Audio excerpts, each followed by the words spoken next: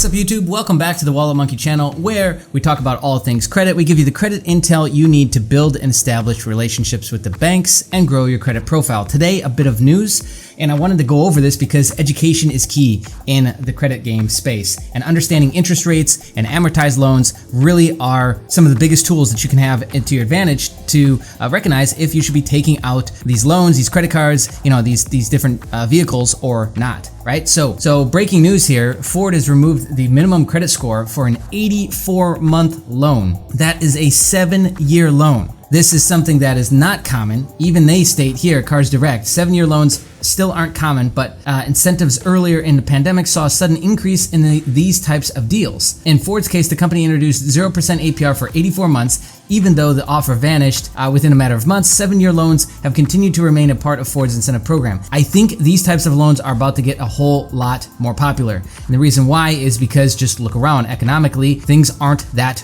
great, right? All right, our proprietary scoring models do an excellent job of assessing the probability that an applicant will be able to pay. FICO is one input, blah, blah, blah. So basically they've removed that. I just want to put this into perspective for you though, is that not everyone's going to qualify for the 0%, right? And if you have a lower score, you might actually start to get a interest rate on this, right? So if we take the current rate of 6.9% on a $40,000 2022 Bronco Sport, the true cost of that over 7 years will end up being $50,000 before fees and taxes. So the true cost of that will end up being $10,000 more. And this is true with your mortgage as well. An amortized schedule, you end up paying quite a bit more in the long run. Make sure you're understanding this, right? And the true cost of what you're getting into. Because 7 years to basically rent a car that you pay $10,000 extra over sticker before taxes and fees, it's questionable, right? Because cars do lose value really quickly, and it's not like this is an Aston Martin or a Ferrari or a Lamborghini, right? This is a Ford Bronco. We kind of have to take that into consideration. So don't let them get you into some sort of because a 7-year loan to me is like something that subprime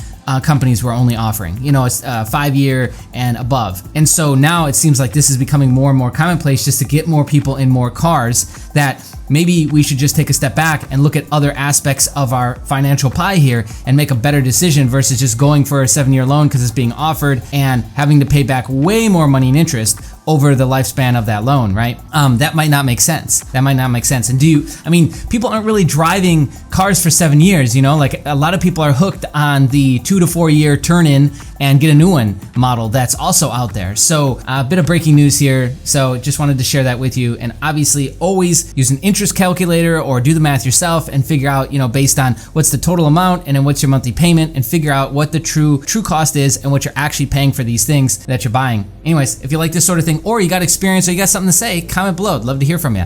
And hit the like button if you just want to help us get this video in front of more people. If you're brand new here and you like what you see, personal finance all day long on the channel, subscribe, hit the bell notification, and turn it to all. We'll see you again real soon in another video. Bye.